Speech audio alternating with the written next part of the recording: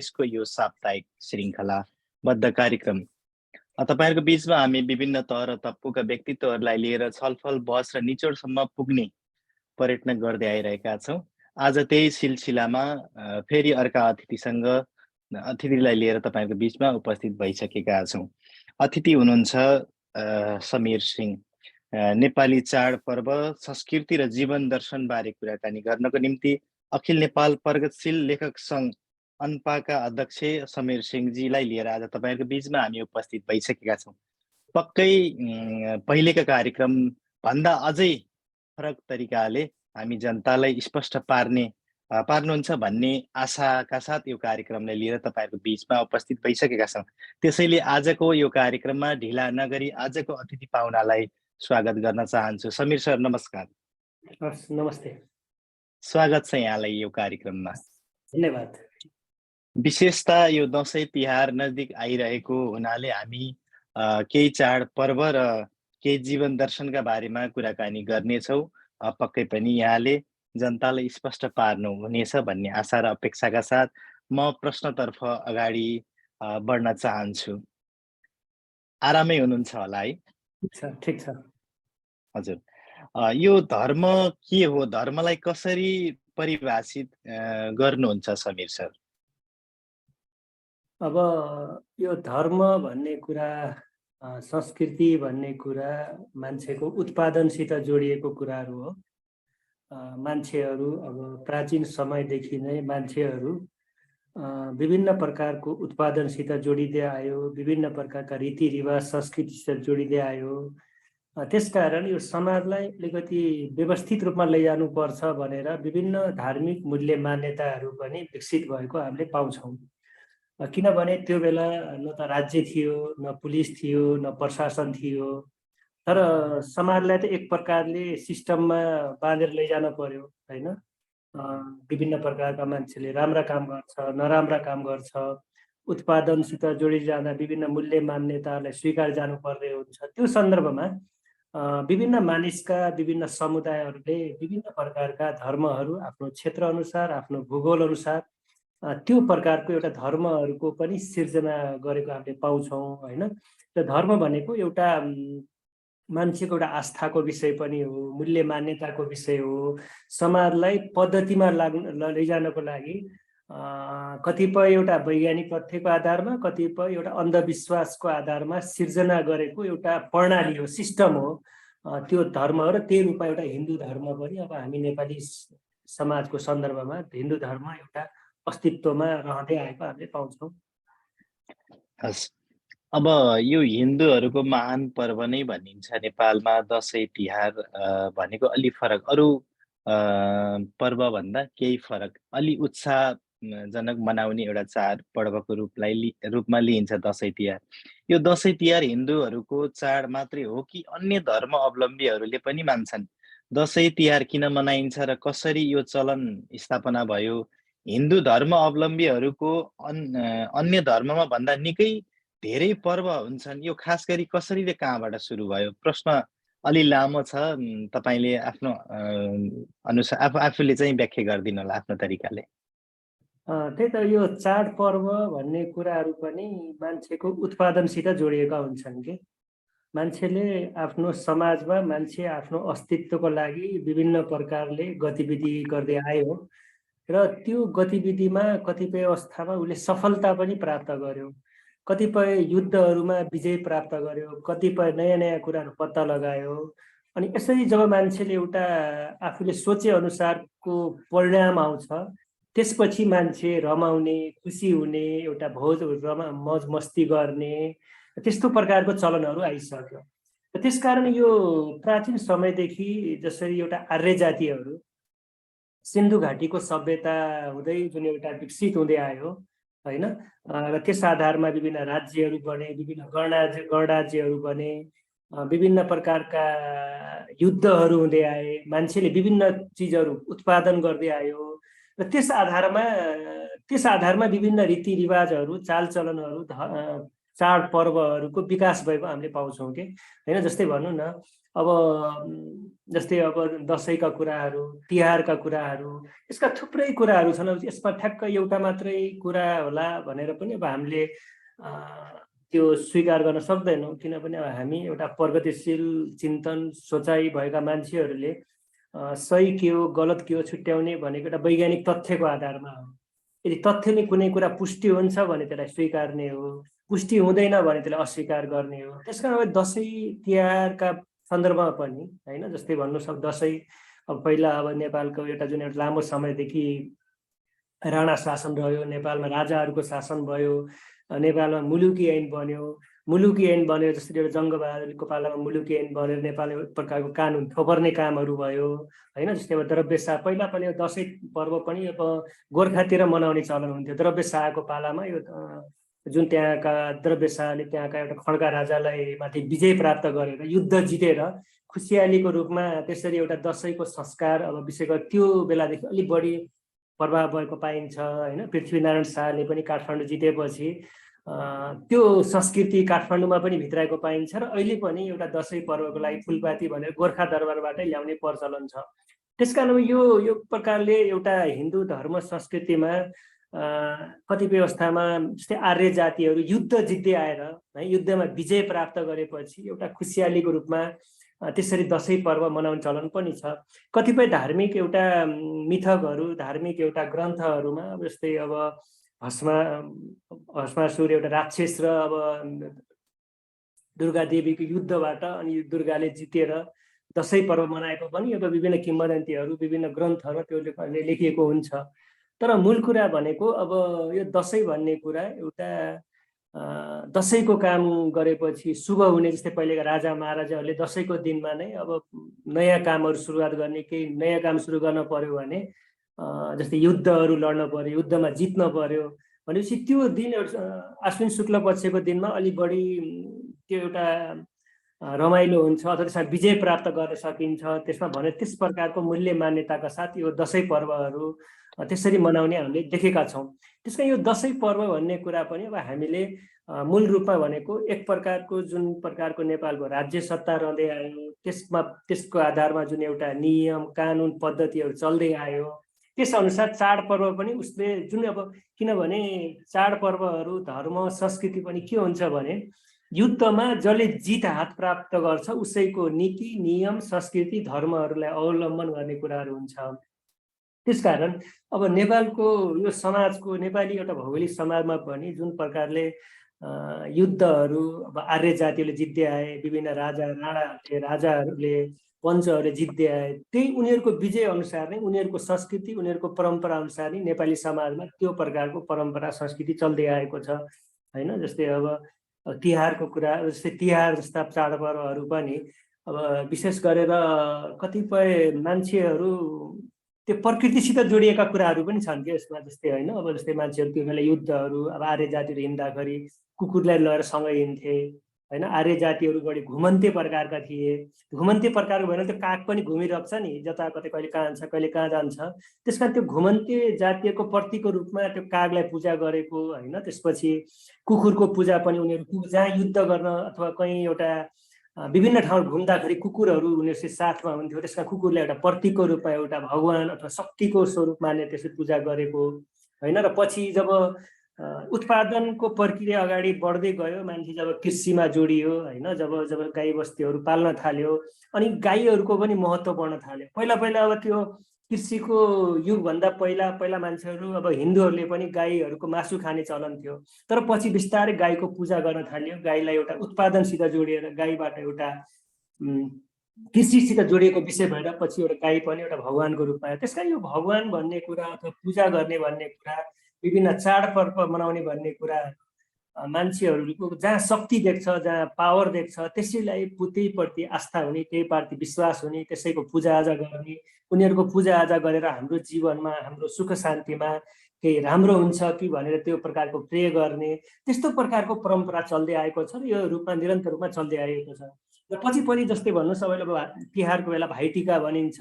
भाइटिका पनि जस्तै हामीले ऋग्वेदहरू अध्ययन गऱ्यौँ भने पहिला अब मान्छेहरूको सम्बन्ध, अब महिला पुरुषको सम्बन्ध पनि त्यस्तो हाड नाता सम्बन्ध भने हुन्थेन। जसले जोसित यौन सम्बन्ध गरे पनि भयो, जोसित सुते पनि भयो, त्यो जङ्गली प्रकार थियो नि त मान्छे। तर यो ऋग्वेद कालदेखि जब एउटा मान्छेहरू एउटा सभ्यताको विकास भयो अनि त्यसपछि होइन जस्तै यम यमी भन्ने जुन एउटा भाइ बहिनीको बिचमा जब उनको विवाहको कुराहरू चल्यो, त्यस्तो होइन तिमी मेरो बहिनी हो, तिम्रो र मेरो बिचमा एउटा त्यस्तो प्रकारसम्म यौन सम्बन्ध हुनु हुँदैन भनेर त्यस प्रकारको त्यो ऋग्वेदको कालदेखि यसरी एउटा यम यमीहरूको बिचको एउटा त्यो सभ्यताको विकासको फलस्वरूप नै एउटा त्यो मान्छेले मान्छेको पूजा गर्ने अथवा एउटा यमी भन्ने बहिनीले यमको पूजा गर्यो भने उसलाई एउटा विभिन्न प्रकारका यमराजले लग्ने जुन प्रकारका अथवा यमराजको दुःख कष्टबाट मुक्त हुन सक्छ भनेर त्यो बहिनीले भाइलाई पूजा गर्ने।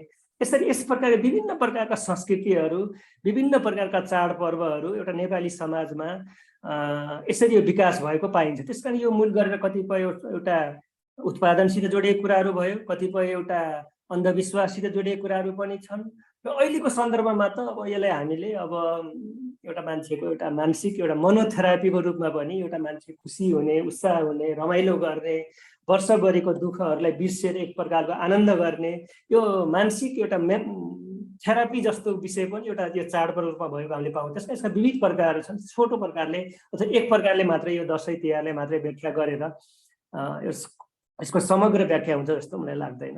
यही जस्तो तपाईँले व्याख्या गर्दै गर्दा चाडपर्व अलि धर्म अवलम्बीहरूले मनाउने एउटा पर्वको रूपमा लिने अथवा व्याख्या गर्नुभयो त्यो प्रकारको।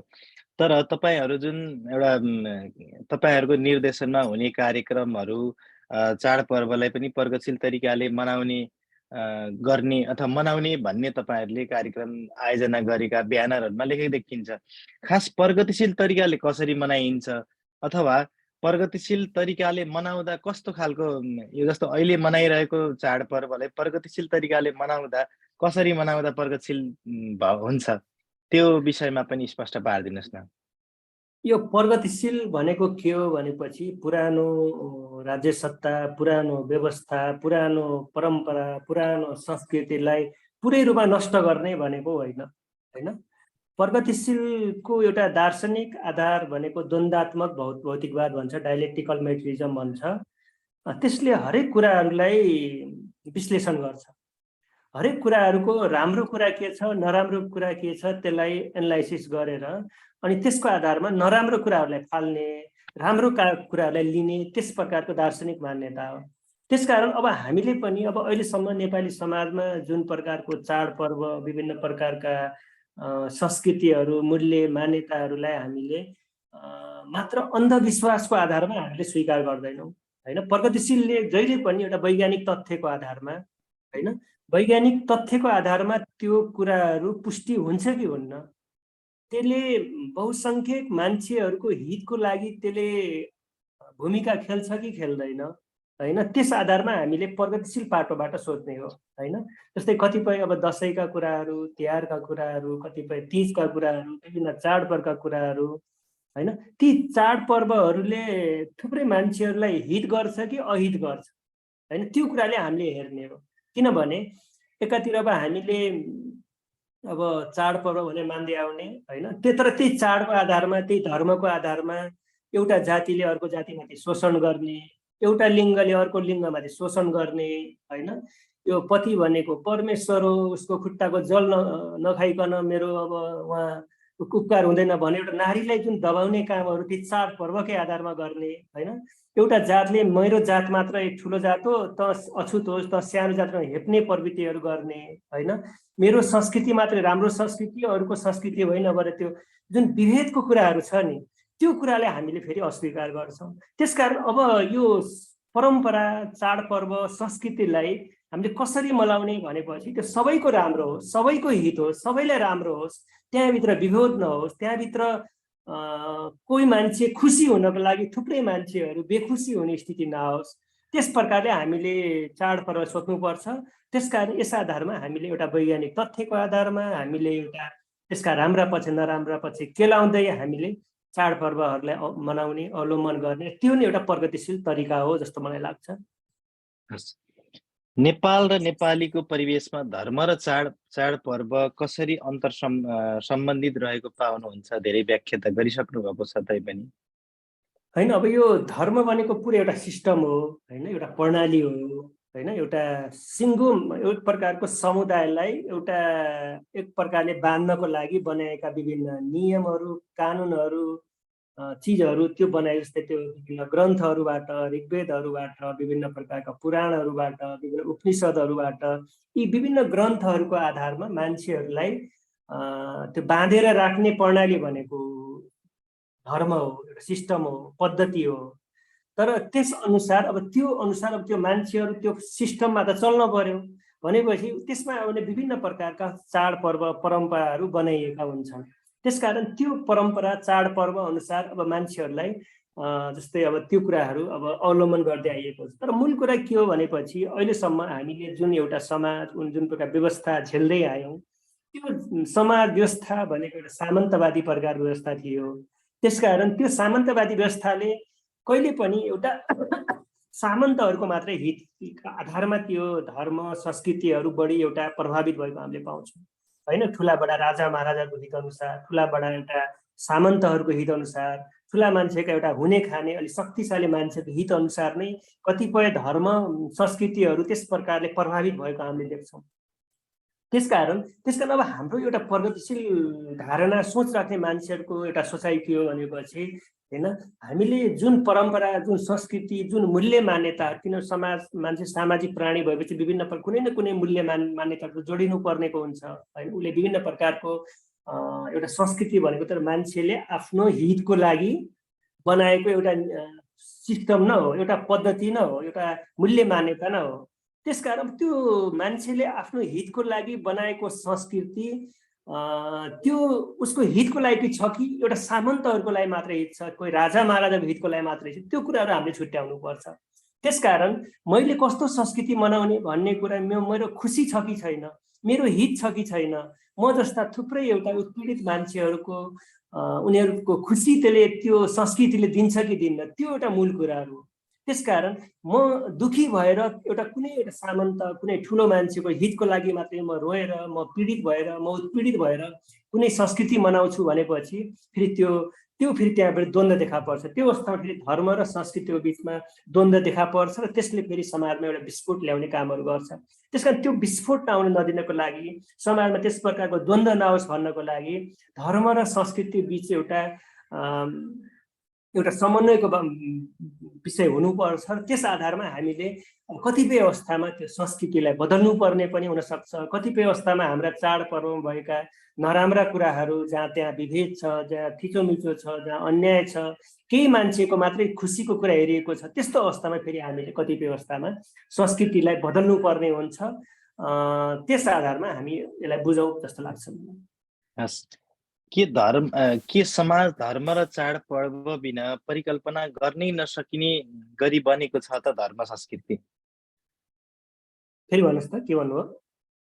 के समाज धर्म र चाडपर्व बिना परिकल्पना गर्नै नसकिने गरी बनेको छ त? होइन, यो समाजसित मान्छे विभिन्न प्रकारका मान्छेहरू जोडिएका हुन्छन् होइन। उनीहरूमा आफ्नो चाडपर्व धर्मप्रति एउटा आस्था हुन्छ, विश्वास हुन्छ होइन। तर त्यो आस्था कस्तो प्रकारको आस्था हो भन्ने कुराको हामीले खोजीनीति गर्नुपर्छ होइन। मान्छेले वर्षौँदेखि एउटा कतिपय मनोवैज्ञानिक कुराहरू पनि हुन्छ, वर्षौँदेखि उसलाई त्यही कुराहरू रटाइएको हुन्छ। सानो जन्मेदेखि नै अब जे कुराहरू दिमाग उसको भरिन्छ, त्यही संस्कार, त्यही संस्कृतिहरू हुर्किँदै बढ्दै गएको हुन्छ। तर मूल कुरा त्यो संस्कृतिले, त्यो परम्पराले होइन समाजमा चाहिन्छ होइन। समाजमा एक प्रकारको संस्कृति परम्पराको आवश्यकता त हुन्छ होइन। तर त्यो संस्कृति र परम्पराले त्यो समाजको हित गर्छ कि गर्दैन, त्यो मूल कुराहरू हो होइन। त्यही कतिपय संस्कृतिलाई हामीले फेरि त्यसलाई अझ राम्रो पनि त बनाउन सक्छौँ नि त होइन। थुप्रै संस्कृतिहरू फेरिएर पनि आएका छन्। संस्कृति भनेको अटल हुन्छ, एकचोटि त्यो लागु होस्, त्यो कहिले पनि परिवर्तन हुँदैन भन्ने त्यस्तो त होइन नि त होइन। जस्तै पहिला भनौँ, म अघि गाईको कुरा गरेँ होइन। त्यो कृषि युगभन्दा पहिला त मान्छेहरूले जुन एउटा ऋग्वेद लेखिनुभन्दा पहिला त मान्छेले गाईको मासु खान्थे नि त। तर अब त्यही नेपाली समाजमा हिन्दू धर्म मान्छेहरूलाई गाईप्रति एकदम आस्था छ, विश्वास छ होइन। पहिला मान्छेहरूले मकै खेती गर्नु हुँदैन भन्थे नि त होइन। किन भन्थे त्यस्तो? किनभने मकै भन्ने चिज अमेरिकाबाट उत्पादन भयो, अमेरिका भनेको गाई खाने देश, अब गाई खाने देशबाट आएको मकै पनि अब हामीले नेपालमा खेती गर्ने हो त, त्यस्तो गर्नु हुँदैन भन्थे। तर अहिले सबै ठाउँमा त मकै खेती गर्छ नि त। भने संस्कृति परिवर्तन भयो नि त। पहिलाका मान्छेहरू, महिलाहरू, पुरुषहरू 5 वटा 7 वटा 8 वटा होइन 10औं वटा बिहे गर्थे। तर अब त अहिले समानताको कुराहरू आइरहेछ नि त होइन। पहिला महिलाहरूले अब खुट्टामा पतिको खुट्टाको जल नआइकन अन्न खाँदैनथे, तर अब त त्यस्तो भइरहेको छैन नि त। भनेपछि यो संस्कृति भन्ने कुरा सधैँभरि एकै प्रकारको, सबै एकै प्रकारको अटल हुन्छ भन्ने होइन। मान्छे सचेत हुँदै जान्छ, मान्छेहरूमा विभिन्न प्रकारको अन्धविश्वासहरूबाट मुक्त हुँदै जान्छ। अहिलेको जेनेरेसन भन्नुहोस् त, अहिलेको जेनेरेसन यति टाटो भइसक्यो, हरेक कुराहरूले गुगलमा सर्च गर्छ, इन्टरनेटमा सर्च गर्छ। अनि उसलाई कन्फिडेन्स भयो भने मात्रै, उसलाई एउटा त्यो कुरा एक्सेप्ट गरेपछि मात्रै उसले स्वीकार्छ नि त, स्वीकार्दैन नि त। आजभन्दा 50-100 वर्ष जेनेरेसन र अहिलेको जेनेरेसन धेरै फरक आइसक्यो नि त। अब संस्कृति कस्तो बन्छ अब त्यो न्यू जेनेरेसनले फैसला गर्छ नि त। त्यो पुरानो अब अन्धविश्वासमा आधारित संस्कृतिहरू त उसले मान्दैन नि त होइन। त्यहाँ अब डिस्क्रिमिनेसन, त्यहाँ विभेद भन्ने कुरा त अब नयाँ जेनेरेसनमा त्यो कुरा सचेत हुँदै गइरहेछ नि त। त्यसकारण यसरी एउटा संस्कृति भन्ने कुरा चाहिन्छ, परम्परा, एउटा मूल्य मान्यता चाहिन्छ। तर त्यो संस्कृति भन्ने कुरा परिवर्तनशील हुन्छ, बदलिन्छ। समाजको उन्नति र समृद्धिको लागि एउटा नयाँ प्रकारले आफ्नो संस्कृतिलाई परिमार्जित गर्दै अगाडि बढिरहेको हुन्छ। त्यसकारण त्यो रूपमा एउटा हामीले समाजलाई एउटा वैज्ञानिक आधारमा हामीले बुझ्नुपर्छ जस्तो लाग्छ मलाई।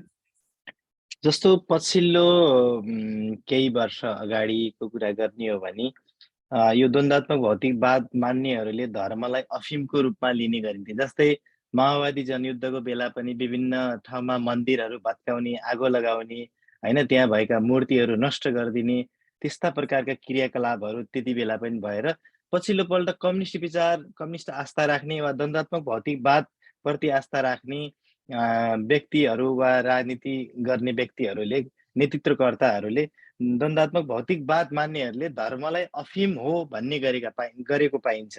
के साँच्चीकै धर्म अफिम हो भने कसरी हो, होइन भने कसरी होइन? यो विषयमा पनि स्पष्ट पारिदिनुहोस्। नै, पहिलो कुरा त के हो भने यो कम्युनिस्टहरूले कुनै पनि कुरामा जबरजस्ती गर्दैन होइन। मान्छेको कुनै प्रति आस्था छ, विश्वास छ भने त्यसलाई थोपर्ने कामहरू कम्युनिस्टहरूले गर्दैनन् होइन। धर्म, मान्छेको एउटा विभिन्न एउटा धर्म, जस्तो अहिले पनि हामीले धर्मनिरपेक्षता भन्छौँ नि त होइन। धर्मनिरपेक्षता भनेको के भने राज्यले कुनै पनि धर्मको पक्षमा नबोलोस्, धर्मको आधारमा कसैले राजनीति नगरोस्, धर्मलाई व्यापारको रूपमा प्रयोग नगरोस्। मान्छेको आस्थाको विषय हो, विश्वासको कुरा हो होइन। जबसम्म उसलाई आस्था हुन्छ, विश्वास हुन्छ, उसले पूजा गर्न उसको अधिकारको कुरा हो होइन। त्यसकारण अब यो धर्म भनेको अफिम हो कि होइन कि भन्ने कुरा त होइन, एउटा यो अलिकति धर्म भन्ने एउटा मनोविज्ञान पक्ष पनि जोडिएको हुन्छ होइन। मान्छेहरू अब जब मान्छे वैज्ञानिक चेत हुँदैन होइन, जब एउटा मान्छे अन्धविश्वासमा जोडिएको हुन्छ होइन, त्यो अवस्थामा फेरि के हुन्छ भनेपछि उसले, एउटा सामन्तले अथवा एउटा राजा महाराजाले अथवा घरको ठुलो मान्छेले जे भन्यो हस हस मात्रै गर्ने जुन प्रवृत्ति हो, त्यो प्रकारको संस्कार, त्यो प्रकारको चेतनाले गर्दाखेरि फेरि उसले, मान्छेहरूले सही प्रकारको एउटा दृष्टिकोण निर्माण गर्न सक्दैन होइन। त्यसकारण अब यो धर्मलाई हामीले कसरी अवलम्बन गर्छौँ भन्ने कुराहरू, यदि हामीले त्यो अन्धविश्वासको आधारमा हामीले अवलम्बन गरेका छौँ कि वैज्ञानिक चेतको आधारमा गरेका छौँ कि होइन, त्यो कुराहरूलाई हामीले बुझ्नुपर्छ।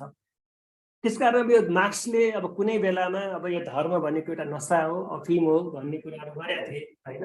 तर त्यो भन्दैको आधारमा अब धर्मलाई अब हामीले पुरै नेग्लेक्ट गर्ने, धर्मलाई पुरै कसैले पूजा गर्छ भने मन्दिर भत्काइदिने, जनै चुडाइदिने, अथवा हिजो माओवादी जनयुद्ध कालमा जुन प्रकारको यो जबरजस्तीको कामहरू भए, त्यो कुराहरू गलत हो होइन। त्यस्तो कम्युनिस्ट आचरणमा त्यस्तो कुराहरू हुँदैन।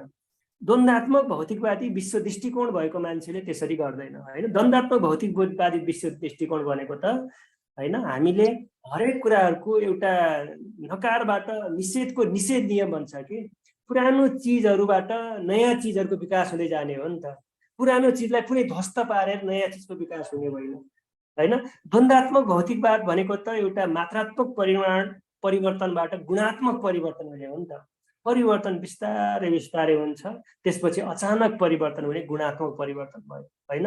त्यसकारण यो त्यो द्वन्द्वात्मक भौतिकवाद यसरी एउटा परिवर्तनको चिजलाई मान्यता मान्छ कि होइन। हिजो जस्तै माओवादी जनयुद्ध कालमा कसैको मन्दिर भत्कायो होला, कसैको जनै चुडाल्यो होला, तर आजै उनीहरू फेरि एउटा पुरै अब भैँसी पूजा गरिरहेछन् होइन, बोका पूजा गरिरहेछन्।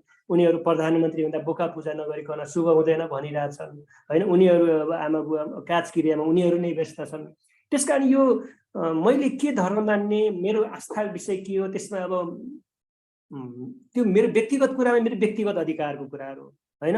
तर अरू कुनै मान्छेलाई तैँले यो धर्म मान्न हुँदैन, यो भने थोपर्ने, आतङ्क सिर्जना गर्ने अनि दबाब दिने त्यो कुराहरू फेरि त्यो कम्युनिस्ट आचरणभित्र पर्दैन। त्यसमा कम्युनिस्ट पद्धतिमा त्यो सिस्टमलाई स्वीकार गरिँदैन। त्यसकारण हामीले पनि के गलत हो के सहयोग गर्ने कुराहरू एउटा व्यवहारको आधारमा मान्छे जब सचेत हुँदै जान्छ, मान्छेले जब विज्ञानलाई बुझ्दै जान्छ होइन। पहिला पहिला मान्छेहरूले आकाशमा त्यो सूर्य जस्तो देखिन्छ, आगोको डल्लो जस्तो देखिन्छ, के हो भने थाहा थिएन नि त। अनि कुनै शक्ति जस्तो देखे अनि उसको पूजा गर्न थाले।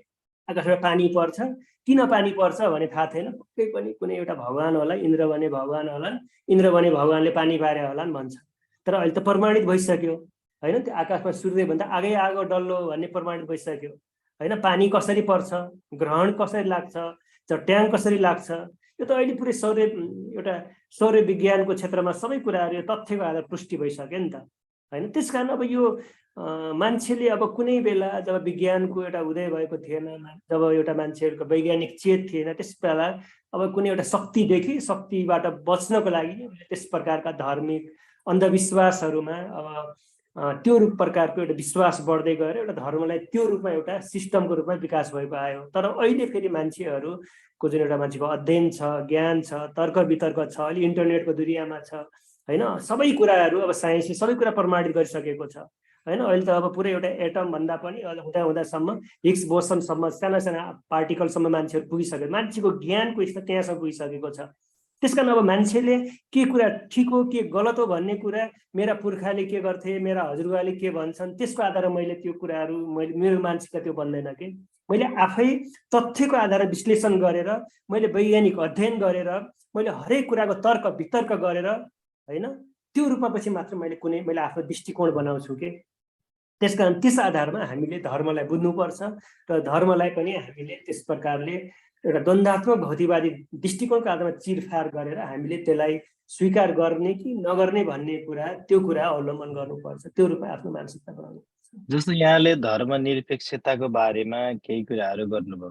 देशमा अहिले फेरि हिन्दू राष्ट्र के अरे हिन्दू धर्मको चाहिँ एउटा राष्ट्र हुनुपर्छ भन्ने केही तत्त्वहरू पनि त जुर्मुराएको देखिन्छ होइन। ठाउँ ठाउँमा विभिन्न प्रकारका आन्दोलन जुलुसहरू गरिरहेको देखिन्छ।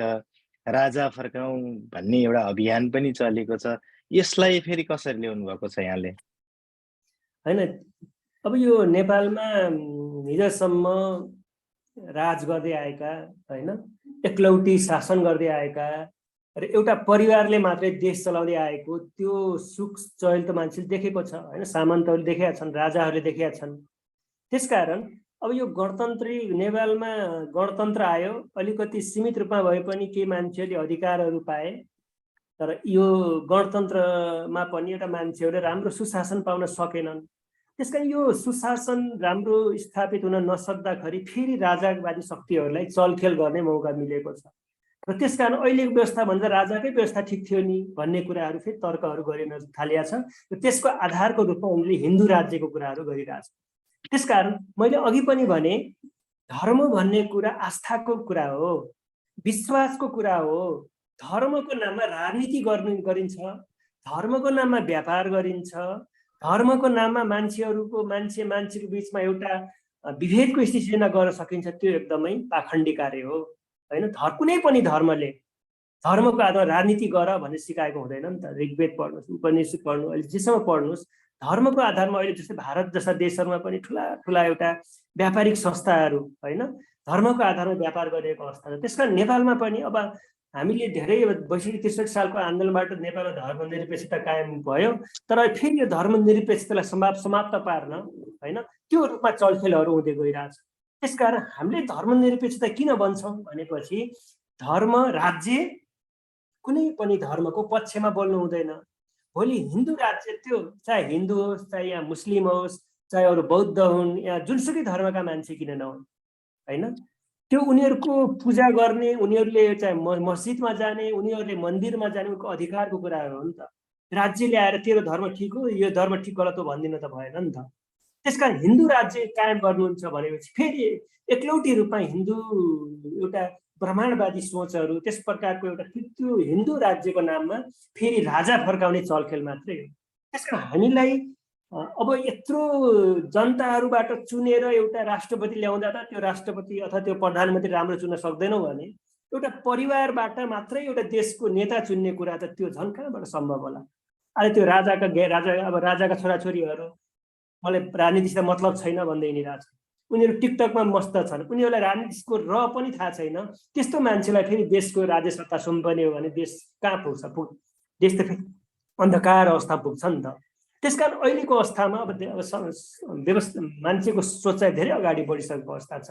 मान्छेको सोचाइ हिजो जस्तो अन्धभक्त भएर राजा सामन्तहरूले जे भने ज्यू हजुर भनिरहने अवस्था छैन। मान्छेको सोचाइ, मान्छेको चेतना धेरै अगाडि बढिसकेको अवस्था। त्यसकारण अहिलेको सन्दर्भमा फेरि राजाको शासन ल्याउँछौँ, फेरि एउटा हिन्दू राज्य कायम गर्छौँ, होइन? नेपालमा थुप्रै हिन्दूहरू छन्, त्यसकारण हिन्दूको शासन हुन्छ भन्ने कसले भन्छ भने आज भारतीय साम्राज्यवादीहरूले भन्छन्। भारतले आएर दबाब दिन्छ। भारतको त्यो योगी आदित्यनाथ जस्ता मान्छेहरूले आएर नेपालमा हिन्दू शासन हुनुपर्छ भने दबाब दिएको अवस्था छ। त्यसकारण यो सबै कुराहरू गलत हो। हामी अब यो गणतन्त्र आएको छ, गणतन्त्र पनि राम्रो हुन सकेको छैन। योभन्दा अझ उन्नत शासनको लागि पो अगाडि बढ्ने हो त, कहाँ फेरि पछाडि फर्किने हो? त्यो कुरा गलत हो। हस्, जस्तो अहिले पछिल्लोचोटि अब हुन त केही प्रसङ्ग मोडिएला हामी आज जुन टपिकमा छलफल गर्दै थियौँ, तर पनि धर्म संस्कृतिसँग सम्बन्धित अहिले जुन सङ्घीयताको विषयमा पनि कुरा उठेको जस्तो नेपालमा अहिले सङ्घीयता लागू भएको छ। यसको कतिपयले विरोध गर्ने गर्छन् भने सरकारमा भएका पार्टीहरूले लगभग समर्थन गरेको देखिन्छ। सङ्घीयता ठिक वा बेठिक, या सङ्घीयता धर्मसँग पनि जोडिएको छ, यसलाई कसरी व्याख्या गर्नुहुन्छ र कसरी बुझाउनुहुन्छ जनतालाई? होइन, धर्म भने छुट्टै कुरा हो, सङ्घीयता भनेको एउटा छुट्टै कुरा, एउटा राजनीति शासन एउटा जातीयताको आधारमा राज्य मागेर अहिले पूर्वतिर पछिल्लो केही समय पहिला निकै ठुलो आन्दोलनै चर्किएको थियो। त्यसकारण धर्मसँग पनि केही जोडिएका कुराहरू जस्तो देखिन्छ। होइन, मूल कुरा अब हामीले के ठिक हो के गलत हो भन्ने कुरा छुट्याउने भनेको व्यवहारको आधारमा, मैले के भन्छु अथवा अर्को फलानु मान्छेले के भन्छ, उसले के भन्छ भनेको आधारमा हामीले ठिक र गलत भन्ने छुट्टिने कुराहरू होइन। जस्तै तपाईँले आज बुझ्नुहोस्, नेपालमा लगभग 21 खरब रुपियाँ आज विदेशी ऋण छ र सङ्घीयता पाल्नको लागि मात्रै हामीले वार्षिक 3 खरब रुपियाँ हाम्रो आर्थिक भार नेपाल सरकारले पर्ने गर्छ। भनेपछि प्रत्येक वर्ष हामीले जुन आज थुप्रै अब तपाईँहरू विदेशमा हुनुहुन्छ, हामी विदेशमा रेमिटेन्स पठाउँछ, त्यसको ट्याक्सको आधारमा देशको सरकार चल्छ, होइन? यति हुँदा पनि आज देशको आर्थिक भार त बढ्दै गइरहेछ नि त। लगभग 21 खरब विदेशी ऋण हाम्रो टाउकोमा छ। प्रत्येक नेपालीको टाउकोमा 70,000 ऋण छ, होइन? प्रत्येक वर्ष हामीले एउटा सङ्घीयताको लागि यत्रो सेतो हात्ती पालिरहेको अवस्था छ। भनेपछि अब सङ्घीयता, किनभने हामीले बढीभन्दा बढी शक्तिहरू स्थानीय निकायलाई दिनुपर्छ भन्दै आएका छौँ। स्थानीय निकायलाई बलियो बनाऊ, हामीले वडाहरूलाई बलियो बनाऊ, नगरपालिकाहरूलाई बलियो बनाऊ, गाउँपालिकालाई बलियो बनाऊ। तर बलियो हामीले कसलाई बनाउन गइरहेछौँ? प्रदेशलाई बनाउन गइरहेछौँ। त्यो काठमाडौँको त्यो कुना काप्चामा रसुवामा बस्ने मान्छे, सिन्धुपाल्चोकमा बस्ने मान्छेलाई त्यो हेटौँडा सदरमुकाम भएर त्यसको के अर्थ, होइन? त्यसकारण भएभरिका त्यति मात्रै होइन, भएभरिका मन्त्रीहरू सांसदलाई 700-800 अब सांसद मन्त्री यति सबै अन्तिम तल मात्रै दिएर भएन। उनीहरूको भ्रष्टाचार यताउता गर्दाखेरि सङ्घीयता नेपालको लागि एकदम गाह्रो भएको विषय छ। सङ्घीयताको आधारमा जुन क्षेत्रीयतावादी कुराहरू, जातीयतावादी कुराहरू, अनि फेरि अब आज पूर्वतिर अब त्यो पुरै कोशी प्रदेश अब होइन, त्यहाँ नामको विषयमा त्यहाँ पुरै युद्ध चलिरहेछ, यहाँ पुरै जातीय युद्ध निम्ताउने कुराहरू भइरहेछ, होइन? त्यसकारण यो सङ्घीयताले देशमा एउटा किचलो मात्रै ल्यायो कि हामी त देश त अहिले समृद्धिको दिशातिर हामी एउटा हिजो नेताहरूले के भन्थे भने देश सङ्घीयतामा गयो भने भोलि नेपाल स्विजरल्यान्ड जस्तो देश हुन्छ। आज गणतन्त्र आएको यति देश भयो, देशमा सङ्घीयता प्रवेश गरेको यति वर्ष भयो, आज हाम्रो देश स्विजरल्यान्ड जस्तो भयो त? हाम्रो देश त झन् एउटा आर्थिक रूपमा छिचिँदै गइरहेको अवस्था छ। आज लाखौँ नेपालीहरू आज विदेश प्रवासिन बाध्य छन्। त्यसको मूल कारण भनेको त देशको एउटा अर्थतन्त्र हो नि त। अर्थतन्त्रले निर्धारण गर्ने हो नि त देशको शासन कस्तो हुने, व्यवस्था कस्तो हुने।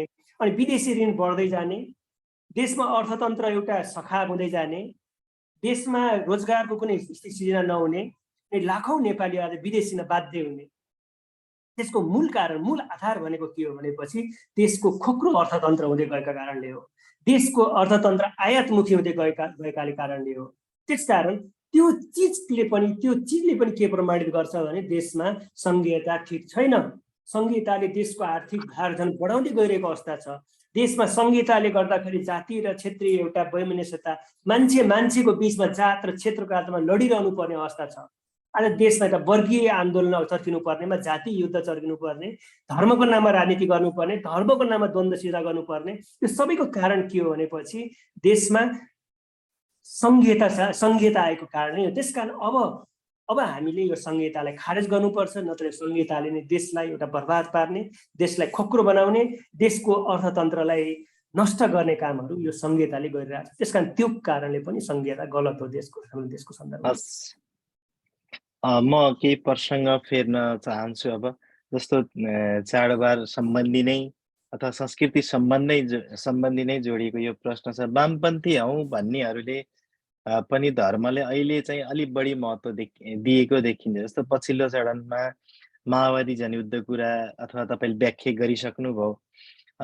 त्यस्तै कम्युनिस्ट वा द्वन्द्वात्मक भौतिकवाद, मार्क्सवादप्रति विचार राख्ने व्यक्तित्वहरूले त वामपन्थी हौ भन्नेहरूले विशेष धर्मलाई महत्त्व दिँदै चाडपर्व मनाइएको देखिन्छ। यो सिद्धान्त र व्यवहारमा तालमेल नमिलेको हो वा के हो?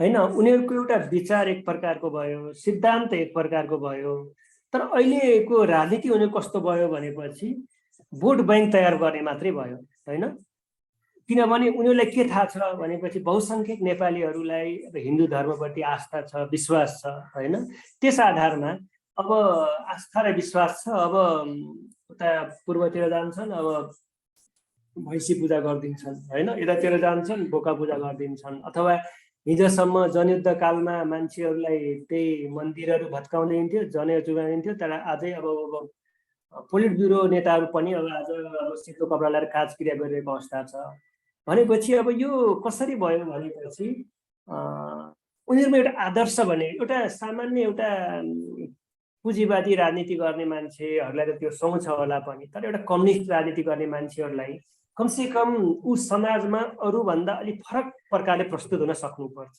होइन, किनभने जब त्यो कुरा अन्धविश्वास हो भन्ने थाहा हुँदाहुँदै होइन त्यो मान्छेहरूलाई मोटिभेट गर्ने पो हो त, नेपाली जनताहरूले सचेत पो पार्ने हो, नेपालीलाई जागृत पार्ने कुराहरूमा आफै त्यो फेरि त अन्धविश्वासमा रुमल लिने, आफै फेरि एउटा धार्मिक गतिविधिहरूमा संलग्न हुने, फेरि त्यो एउटा कम्युनिस्ट नेतालाई सुहाउने कुराहरू होइन। होइन, त्यसकारण अब समाजलाई परिवर्तन गर्नु छ भने सबभन्दा पहिला आफूबाट परिवर्तन भएर देखाउनु पर्यो, आफूबाट केही एउटा फरक प्रकारले होइन काम गरेर देखाउनु पर्यो। होइन, हिजो अब हामीले देख्यौँ काङ्ग्रेसकै नेता पनि बिपी कोइरालाले अब आफ्नो बुवा आमा मर्दाखेरि काजक्रिया गरेन नि त। नेपालका अरू थुप्रै कम्युनिस्टहरूले आज काजक्रिया नगरेर पनि त उनीहरूले एउटा समाजमा एउटा बहुत थुप्रै मान्छेहरूका आस्था र विश्वास जितेको अवस्था छ नि त। त्यसकारण कम्युनिस्ट नेताहरू त्यसरी एउटा आफै पुरै एउटा होइन अब मान्छे अरूलाई दबाब दिन भएन, अरूलाई जबरजस्ती गर्न भएन, तर आफूमा फेरि आफूमा परिवर्तन हुन सक्नुपर्छ। कम्युनिस्ट पार्टीको उच्च स्तरको नेता छ भनेपछि कमसेकम उसले यस्ता प्रकारका अब यिनी व्रतबन्धका कुराहरू भए, काजक्रियाका कुराहरू भए, विभिन्न धार्मिक गतिविधिमा सलिग हुने कुराहरू भए, फेरि त्यो सुहाउने कुराहरू होइन। त्यसकारण उनीहरू आफूलाई अलिक छुट्टै प्रकारले होइन अब त्यो प्रकारले उनको व्यवहार प्रदर्शित गर्नुपर्छ र त्यो वामपन्थीहरूमा त्यो प्रकारको एउटा पहिचान नदेखाइकन एउटा समाजलाई परिवर्तन गर्न सक्दैन। समाज जे छ जस्तो छ त्यसैमा रुमल्दै हिँड्ने भने त परिवर्तन फेरि नेतृत्व गर्ने कसले? होइन, त्यसकारण परिवर्तनको नेतृत्व गर्नको लागि पनि कमसेकम एउटा समाजसित अलिकति विद्रोह पनि गर्नुपर्छ, अलिकति उनीहरूबाट छुट्टै पहिचान बनाएर पनि आफ्नो भूमिका देखाउनुपर्छ। त्यो रूपमा गयो भनेपछि हामीले समाजलाई धेरै हदसम्म परिवर्तन गर्न सक्छौँ जस्तो लाग्छ। आजको हाम्रो छलफलको विषय संस्कृति र जीवन दर्शन सम्बन्धी बारे थियो, तर केही कुराहरू अहिले तत्कालमा देशमा घटेका घटना परिघटना अथवा चाहिँ धर्म सम्बन्धी सङ्घीयतालाई सम्म हामी यहाँ लिएर छलफल गरिरहेका छौँ। अब हामी जीवन दर्शनबारे केही प्रश्न गर्नेछु। मैले जीवन दर्शनबारे अब केही प्रश्न गर्नेछु। मानिसको जीवन र दर्शन भनेको के हो सर? यो बारे व्याख्या गरिदिनुहोस् न। यो जीवन र दर्शन भनेको एउटा दृष्टिकोणको कुराहरू होइन। म कस्तो हिँड्ने, मेरो बाटो के हुने, म दायाँ जाने कि बायाँ जाने भन्ने कुरा म भित्र कस्तो दृष्टिकोण तयार भएको छ त्यो कुरा निर्धारण गर्छ के होइन। मलाई चोरी गर्ने हो कि, म डकैती गर्ने हो कि, म पूजापाठमा व्यस्त हुने हो कि, म राजनीतिमा जोडिने हो कि, म विदेशतिर हिँडिने हो कि, म व्यापार बिजनेसमा लाग्ने हो कि, सबै कुराहरू मान्छेलाई उसमा कस्तो प्रकारको दृष्टिकोण तयार भयो त्यसै कुरा निर्धारण गर्ने कुरा हो। त्यस कारण यो जीवन दर्शन प्रत्येक मान्छेको लागि एकदमै महत्त्वपूर्ण विषयहरू हो। जीवन दर्शनले नै प्रत्येक मान्छेलाई गाइड गरिरहेको हुन्छ, मोटिभेट गरिरहेको हुन्छ, उसमा एउटा ऊर्जा आइरहेको हुन्छ। कस्तो प्रकारको उसमा जीवन दर्शन तयार भयो त? सानैदेखि मलाई बच्चामा यदि धर्म संस्कार होइन अथवा कुनै एउटा गेरु वस्त्र ल्याएर पशुपतिको नजिक बस्ने, ओम गर्ने, तपस्या गर्ने, यो भौतिक संसार भनेको भ्रम हो, केही छैन, पुरै ईश्वर बाहेक अरू केही छैन भनेर त्यो रूपमा संस्कार सिकायो भने मेरो दृष्टिकोण त्यही हुन्छ। अनि म अरू कुनै एउटा उत्पादनसित जोडिने कुराहरू, अरू सङ्घर्ष गर्ने कुराहरू त्योबाट सबै टाढा हुन्छु नि त। मलाई मेरो त्यो जीवन दृष्टिकोण तयार हुने भयो।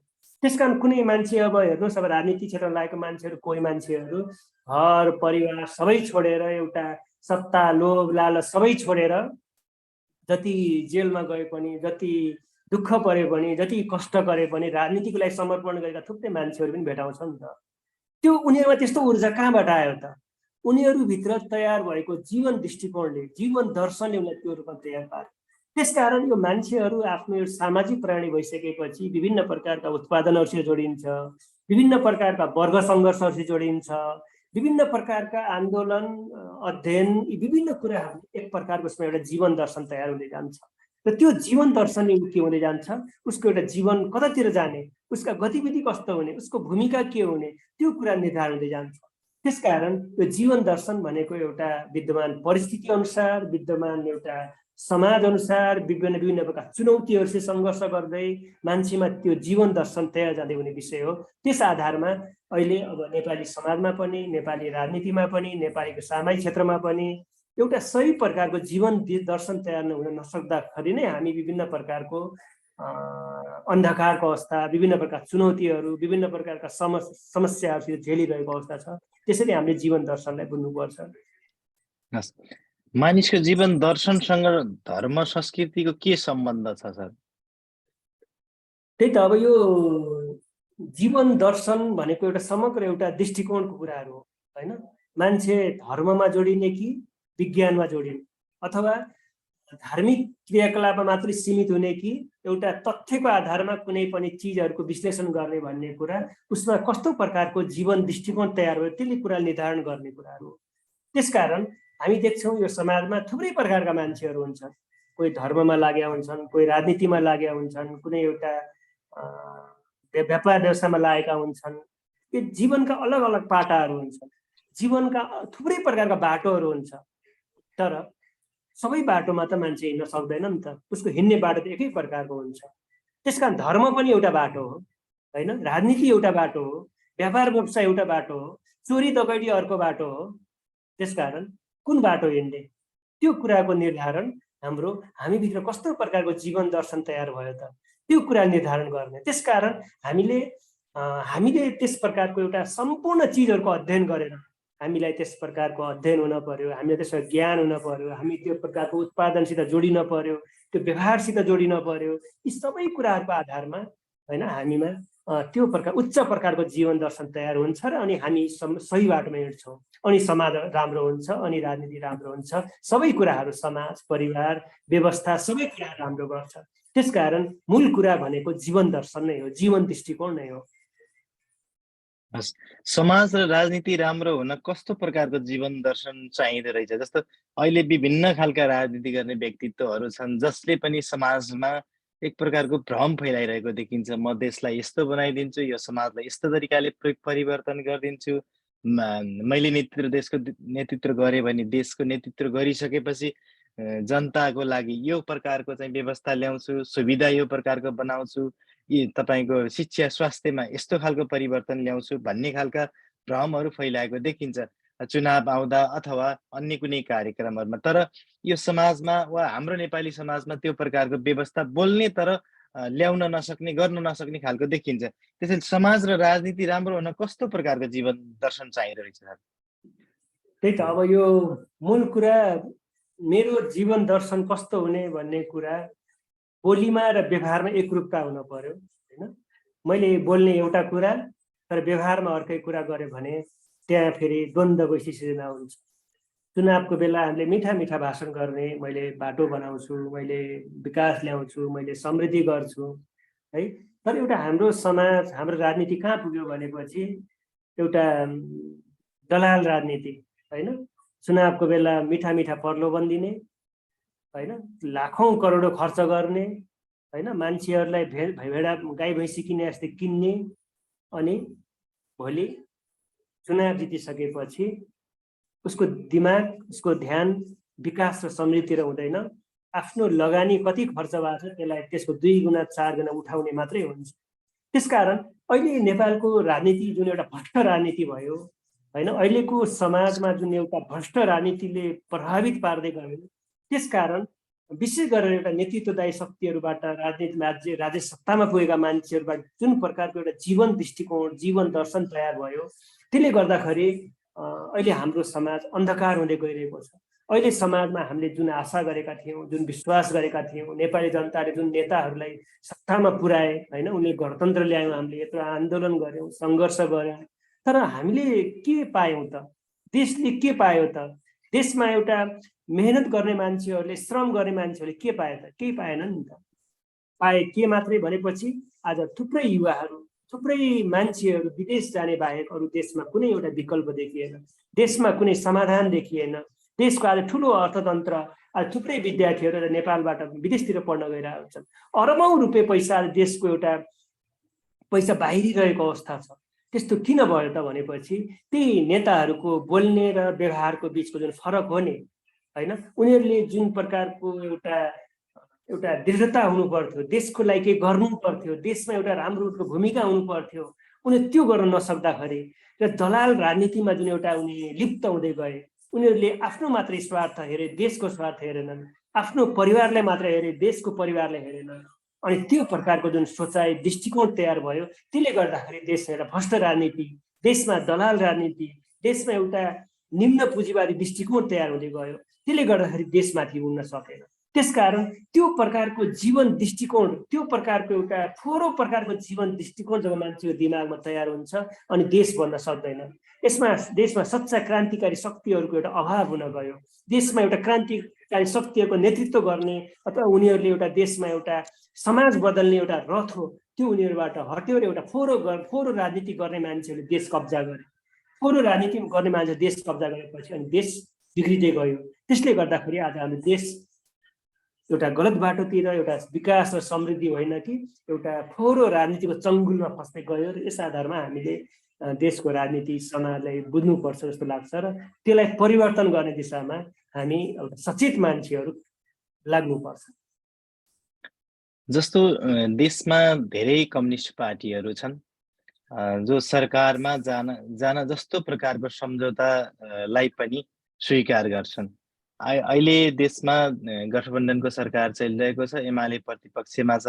हिजो सरकारमा एमाले हुँदा उसले चाहिँ पटक पटक संसद विघटन गरेर फेरि चुनाव गराउने प्रक्रियामा देशले लान खोज्दा उसलाई चाहिँ एक प्रकारको सरकारबाट बाहिर गर्नको लागि एउटा शक्ति निर्माण भएर त्यो शक्तिसँग तपाईँहरू पनि त्यो शक्तिलाई समर्थन गर्नुभयो र यहाँले सरकारले गर्ने काम वा नेपालमा कम्युनिस्ट पार्टीहरूले गर्ने कामको व्याख्या गरिरहँदा तपाईँहरू पनि त अहिलेको सरकार जुन देशको नेतृत्व गरिरहेको सरकारले समर्थन गरिरहनु भएको छ, फेरि यसलाई कसरी बुझाउनुहुन्छ?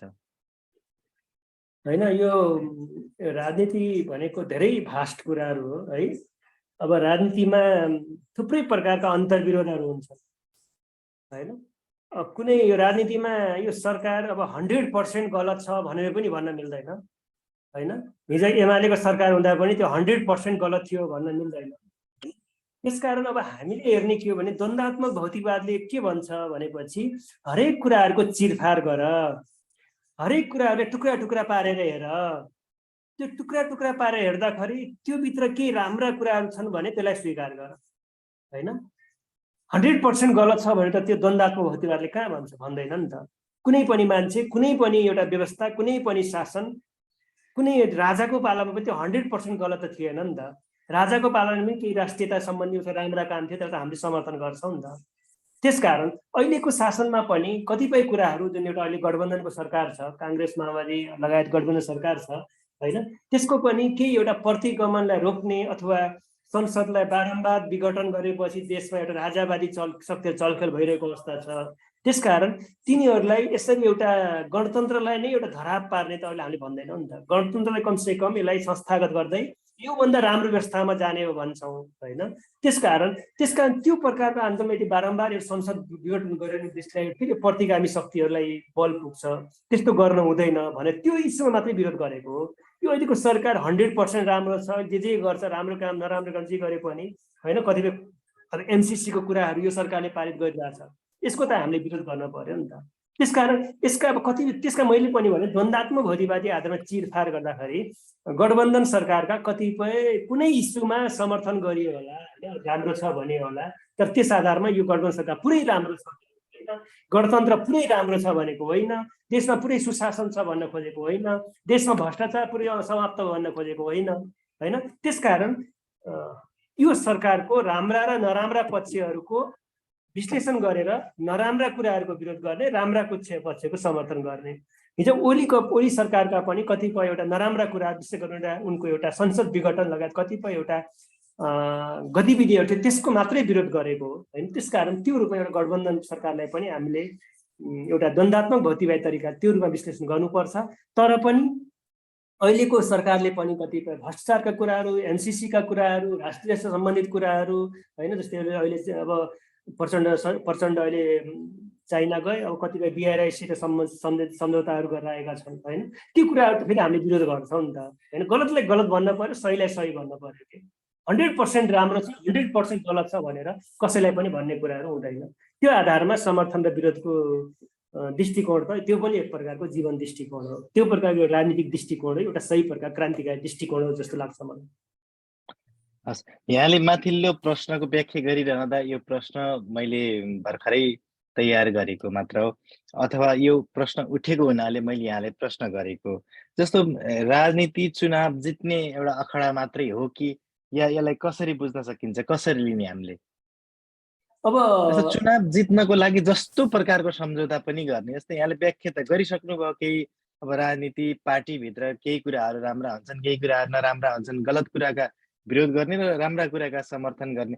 तर चुनाव जित्नको लागि, चुनावमा एउटा गठबन्धन गरी चुनाव जित्नको लागि जस्तो प्रकारका सम्झौता पनि गरेको देखिन्छ, जुन पार्टीसँग पनि गठबन्धन गरेको देखिन्छ, यसलाई कसरी लिने, समाजले कसरी बुझ्ने यसलाई?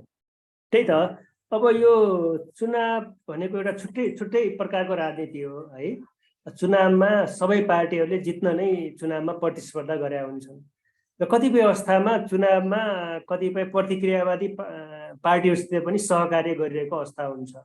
तर त्यो सहकार्य गरिरहेको भनेको अर्थ त्यो प्रतिक्रियावादी पार्टीलाई पुरै समर्थन गरेको र अनन्तकालसम्म उसँग गठजोड रहिरहन्छ, मित्रवत व्यवहार रहिरहन्छ भन्ने कुरा पनि होइन? त्यसकारण तर मूल कुरा अब चुनावको बेलामा जुन प्रकारको तिग्डमहरू गरिन्छ अथवा चुनावको जानमा जुन एउटा फोहोरो प्रकारको राजनीति गरिन्छ, जस्तै पैसाको खेलो बगाउने, मान्छेहरूलाई किनबेच गर्ने, अनि त्यो करोडौँ रुपियाँ खर्च गरेर अनि पछि त्यो चुनाव जितेपछि त्यो आफ्नो लगानी उठाउन जुन एउटा भ्रष्ट राजनीति संलग्न हुने, यो प्रकारको फोहोरो राजनीतिले फेरि देशलाई एउटा देशको जनतालाई, राष्ट्रलाई त्यसले एउटा हित गर्दैन। त्यसकारण यो राजनीति भन्दा बित्तिकै राजनीति भनेको सबै डर्टी हुन्छ, सबै फोहोरो हुन्छ भन्ने होइन। हामीले अहिलेको सत्तामा बसेका मान्छेहरू, अहिले सत्तामा बसेका पार्टीहरूले जुन प्रकारको चुनावी राजनीतिको आधारमा जुन एउटा सबै कुरा चुनावी राजनीति मात्रै भनिरहेछन्, जुन प्रकार संसदवादी दृष्टिकोण हाबी भइरहेछ, त्यो कुरा गलत हो। मूल कुरा जनताको अधिकारको कुरा हो, मूल कुरा समाजमा न्याय र समानता कायम गर्ने कुराहरू हो, मूल कुरा चुनावको आधारमा पनि एउटा सङ्घर्ष बढाउने कुराहरू हो। चुनावको आधारमा पनि एउटा वर्ग सङ्घर्षलाई अगाडि बढाउने कुराहरू हो। कतिपय अवस्थामा आम जनताहरूलाई, किनभने अहिलेको अवस्थामा चुनावलाई बहिष्कार गरेर मात्रै पनि हामी अलग हुने अवस्था हुन्छ। त्यसकारण चुनावलाई उपयोग गर्दै र त्यो चुनावको आधारमा वर्ग सङ्घर्षलाई बढाउने कुरामा त्यो क्रान्तिकारी पार्टी त्यस प्रकारको भूमिका निर्वाह गर्नुपर्छ। त्यसकारण त्यो दिशामा आज हामी अब कति गर्न सक्यौँ, कति गर्न सकेनौँ, अथवा चुनावी राजनीति गर्ने मान्छेहरूको कस्तो प्रकारको भूमिका छ, त्यो सबै चिजहरूलाई छुट्याउँदै हामीले एउटा छुट्टै पहिचान कायम गर्दै, छुट्टै एउटा क्रान्तिकारी भूमिका निर्वाह गर्दै हामीले हाम्रो गतिविधि बढाउनु पर्छ र त्यो अवस्थामा नै मात्रै देशमा एउटा वर्ग सङ्घर्ष, आन्दोलन, न्याय र समानताको लडाई त्यो रूपमा अगाडि बढ्न सक्छ। हस्, अब हामी कार्यक्रमको अन्तिम चरणमा आइसकेका छौँ। केही प्रसङ्गहरू केही तलमाथि मोडियो कुरा गर्दै जाँदा, व्याख्या हुँदै जाँदा नेपाली समाजको उन्नति र प्रगतिको दिशामा कस्तो प्रकारका दार्शनिक अभ्यासहरू भएका छन्, यसबारे पनि स्पष्ट पारिदिनुहोस् न। अब नेपाली समाजमा विभिन्न प्रकारका, अब समाजमा उन्नतिको लागि, प्रगतिको लागि समाजमा प्राचीन कालदेखि नै विभिन्न प्रकारका दार्शनिक अभ्यासहरू हुँदै आइरहेका छन् होइन। जस्तै नेपाली समाजमा पनि अब प्राचीन एउटा बुद्धको पालादेखि, त्योभन्दा नि पहिले साङ्ख्य ऋषिको पालादेखि होइन, कपिलको ऋषि पालादेखि विभिन्न प्रकार दार्शनिक अभ्यासहरू हुँदै आइरहेका छन् होइन। यो परिवर्तन हुन्छ भन्ने कुरा त गौतम बुद्धले गरे नि त होइन। समाजमा सङ्घर्ष हुन्छ, विभिन्न प्रकार कपिल ऋषिले त्यो प्रकार सङ्घर्षको बिचबाट नयाँ कुरा परिवर्तन हुन्छ होइन। यी कुराहरू नेपाली समाजमा बुद्धको पालादेखि, कपिलको पालादेखि र विभिन्न प्रकारका दार्शनिकहरूले फरक प्रकारको समयअनुसार, परिस्थिति अनुसार विभिन्न प्रकारका दार्शनिक अभ्यासहरू हुँदै आइरहेका छन्। र त्यो हामीलाई नेपाली समाजलाई चाहिने दर्शन कस्तो हो भन्ने कुरा पूर्वबाट पनि केही राम्रा कुरा छन्, पश्चिमबाट पनि केही राम्रा कुरा छन् होइन। जस्तै मार्क्सको दर्शन द्वन्द्वात्मक भौतिकवादी दर्शन भन्छ नि त होइन, ऐतिहासिक भौतिकवादी विश्व दृष्टिकोण भन्छ नि त। त्यो दर्शन पनि एउटा नेपाली समाजको लागि हित अथवा त्यसले नेपाली समाजलाई फाइदा गर्ने प्रकारको छ नि त। त्यसकारण अब हामीले हाम्रो समाजलाई, हाम्रो जीवन दृष्टिकोणलाई कस्तो बनाउने भन्ने कुरा हामीले यो इतिहासका पनि विभिन्न दर्शनहरूलाई चिरफार गर्दै एउटा वैज्ञानिक प्रकारको दृष्टिकोण कसरी निर्माण गर्न सकिन्छ। किनभने हामीले अघि पनि हाम्रो निष्कर्ष के रह्यो भनेपछि यो समाज र व्यवस्था, राजनीतिलाई राम्रो गर्नको लागि सही प्रकारको जीवन दृष्टिकोण चाहिन्छ, सही प्रकारको जीवन दर्शन चाहिन्छ र सही प्रकारको जीवन दर्शन पाउनको लागि त हामीले ती राम्रा दर्शनहरू के हुन् त्योको चिरफार गर्दै त्यहाँबाट हामीले एउटा वैज्ञानिक विश्व दृष्टिकोण निर्माण गर्ने दिशा लाग्नुपर्छ। त्यो लागि हामी पूर्वबाट आएका दर्शन हुन सक्छन्, पश्चिमबाट आएका दर्शन हुन सक्छन् र त्यसको साथसाथै ती दर्शनहरूलाई व्यवहारसित जोड्दै, मेरो एउटा जीवनसित जोड्दै, मेरो समाजसित जोड्दै, मेरा विभिन्न एउटा मूल्य, मान्यता, संस्कृतिसित जोड्दै कुन प्रकारको दर्शनले बहुसङ्ख्यक मान्छेहरूको भावनालाई सम्बोधन गर्न सक्छ, कुन प्रकारको दर्शनले देशको समाज र उन्नतिलाई त्यसले एउटा त्योसित एकाकार हुन सक्छ, त्यो आधारमा हामीले दर्शनहरूको चिरफार गर्दै एउटा सही प्रकारको जीवन दृष्टिकोण बनाउने कुरा, सही प्रकारको जीवन दर्शन बनाउने कुरा र प्रत्येक मान्छेहरू आफ्नो व्यक्तिगत स्वार्थ मात्रै होइन, मेरो जीवन भनेको त्यो त पशुहरूले पनि गर्छन्, आफ्नो व्यक्तिगत जीवनको लागि मात्रै, आफ्नो व्यक्तिगत सुखको लागि मात्रै लड्ने सङ्घर्ष गर्ने पशुहरूभन्दा हामी के फरक भयो त। त्यसकारण हामी पशु होइन, हामी मान्छे हौँ। मान्छे भएपछि हामी आफ्नो व्यक्तिगत स्वार्थ मात्रै होइन, हामी समाजको हितको लागि, देशको हितको लागि र सम्पूर्ण एउटा व्यवस्था परिवर्तनको लागि हामी यदि राम्रो काम गर्छौँ भने त्यो नै एउटा सही प्रकारको जीवन दृष्टिकोण हो। त्यसको लागि हामी सही राजनीतिमा जोडिनुपर्छ, त्यसको लागि हामी एउटा क्रान्तिकारी पार्टीमा जोडिनुपर्छ, त्यसको लागि हामी विभिन्न अवसरवादी शक्तिहरूबाट टाढा हुँदै एउटा आफ्नो एउटा क्रान्तिकारी पार्टीमा आबद्ध हुँदै हामीले आफ्नो भूमिकालाई, हाम्रो दृष्टिकोणलाई त्यो रूपमा परिचालन गर्नुपर्छ। त्यसो गर्यो भने हामीले इतिहासबाट अहिलेसम्म सिकेको कुरा के हो भने जित अन्तमा सत्यको नै हुन्छ, असत्यको हार हुन्छ। त्यसकारण हामी सत्यको युद्धमा, सत्यको आन्दोलनमा हामी निरन्तर रूपमा लागिरहनुपर्छ। मान्छेको समग्र जीवनको परिभाषा पनि त्यही हो। अब अन्तिममा अहिले एनआरएनको कार्यक्रममा रामकुमारी झाँक्रीले बोलेका केही कुराहरू सार्वजनिक सञ्जालमा निकै फैलिएको देखिन्छ। यो खास एनआरएनको विषयमा पनि केही कुराहरू राखिदिनुहुन्छ कि यहाँको विचार के छ एनआरएनको विषयमा? जस्तै एनआरएनले नेपालीहरू विदेशमा गएर केही समय 4-5 वर्ष, 2-4 वर्ष बसेपछि ऊ चाहिँ एनआरएन भयो, अथवा कुनै देशको नागरिक नेपालमा गएर त्यसरी बस्दा एनआरएन नै भयो भन्ने उनीहरूको व्याख्या छ। हामीले उनीहरूसँग कुरा गर्दा पनि त्यो प्रकारको व्याख्या गर्छन्। यहाँले कसरी लिनुभएको छ? एनआरएन भनेको के हो अथवा कसरी लिनुहुन्छ? त्यही त अहिले यो सामाजिक सञ्जालमा रामकुमारी झाँक्रीको भाषण र त्यहाँ फ्लोरबाट आएका प्रश्नहरू टिका टिप्पणीहरू अहिले एकदमै भाइरल भएको अवस्था छ। अब कतिपय बोल्दाखेरि अब अतिथि भएर बोल्दाखेरि कतिपय शब्दहरू त्यहाँ नमिलेको कुराहरू पनि छन्। जस्तै तपाईँहरू रेस्टुरेन्टमा काम गरेका मान्छेहरू आँखाको चपेरामा पिट्दै रेस्टुरेन्ट काम गर्छ, त्यसरी एउटा त्यो तुच्छ बोलीहरू उनले बोल्नु हुँदैन थियो। तर जुन एउटा मूल वैचारिक कुराहरू छ त्यो अब एनआरएन भनेको एउटा नेपालको नागरिकता त्यागिसकेको मान्छेहरूलाई अब फेरि त्यो वंशजको नागरिकता दिने भन्ने कुरा त्यो गलत कुराहरू हो होइन। किनभने अब त्यो उनीहरूलाई एउटा कतिपय एउटा रामकुमारी झाँक्रीले बोले पनि तपाईँहरूलाई एउटा सांस्कृतिक अधिकार होला, कतिपय एउटा व्यवहारिक अधिकार होला नि, तर राजनीतिक अधिकार हुँदैन भन्ने कुरा गरेको छन्। फेरि त्यो बोली चाहिँ उनको ठिक हो, त्यसकारण त्यो रूपमा अब त्यहाँ प्रश्नहरू गऱ्यो। तर त्यो अब त्यो अलि संयमताका साथ अलि शालीन प्रकारले अलि कूटनीतिक प्रकारले उनले त्यो जवाब दिनु पर्थ्यो। त्यहाँ अलिक त्यो चर्काचेर कि अब त्यत्रो गर्नु त्यो कुरा पनि ठिक होइन। त्यसकारण मूल कुरा नेपालको अर्थतन्त्रलाई हित हुने भन्दा एनआरएन भन्दा पनि थुप्रै एउटा प्रवासीका नेपालीहरू जुन एउटा नेपालका वंशज नागरिक हुन् जसले देशलाई रेमिटेन्स पठाउँछन् होइन। अब अस्ति त्यो त्यो तिनीहरूकै महत्त्वपूर्ण भूमिका हो। त्यसकारण चाहिँ एनआरएनहरूले जुन एउटा वंशजको नागरिकता मागिरहन् त्यो कुराहरू गलत हो। त्यसै आधारमा रामकुमारी झाँक्रीले भनेको कुराहरू पनि धेरै जसो कुराहरू राम्रो छ।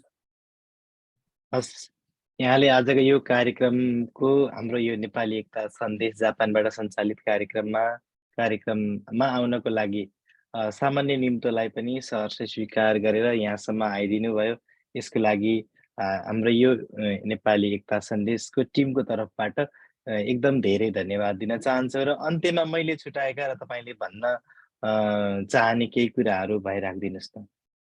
होइन, ठिक छ। अब धेरै राम्रो कुरा भयो तपाईँसित। अब नेपाली एकता सन्देश जापानले यस प्रकारले जुन एउटा विचार विमर्श कार्यक्रम राखेको छ यसले एउटा मान्छेको एउटा जीवन दृष्टिकोण बनाउनको लागि कतिपय अस्पष्टताहरूलाई प्रष्ट हुनको लागि यसले धेरै सहयोग गर्छ। त्यसकारण तपाईँहरू अब यो कार्यक्रमलाई निरन्तरता दिनुपर्छ र फरक फरक विधाका मान्छेहरू त्यो जानकार मान्छेहरूलाई बोलाएर छलफल गरेर हामीले यथार्थ कुरा के हो होइन त्यो आधारमा हाम्रा कार्यक्रम निरन्तर दिनुपर्छ। फेरि पनि मलाई तपाईँको कार्यक्रममा बोल्न अवसर दिनुभयो, आफ्ना कुराहरू राख्न दिनुभयो। यसको लागि देश विदेशमा बस्नुहुने सम्पूर्ण नेपाली दाजुभाइ दिदीबहिनीहरूलाई फेरि मेरो तर्फबाट व्यक्तिगत तर्फबाट हार्दिक नमस्कार अभिनन्दन गर्दै म यहाँहरूलाई धन्यवाद दिन चाहन्छु। धन्यवाद। हस्, धन्यवाद। दर्शकबिन, यति बेला नेपाली एकता सन्देश जापानबाट सञ्चालित कार्यक्रम निहालेर विश्वभरिबाट निहालिरहनुभएका सम्पूर्ण दर्शकबिनहरूलाई आजको यो कार्यक्रममा उपस्थित भई देश विदेशबाट हेरिदिनु भयो त्यसको लागि धेरै धेरै धन्यवाद दिँदै फेरि पनि तपाईँहरूको बिचमा अर्का अतिथि लिएर अर्को हप्ता तपाईँहरूको बिचमा उपस्थित छु भन्दै म नवीन बस्याल र प्राविधिकमा भुवन सापकोटा पनि बिदा हुन चाहन्छौँ। हस्त, नमस्कार।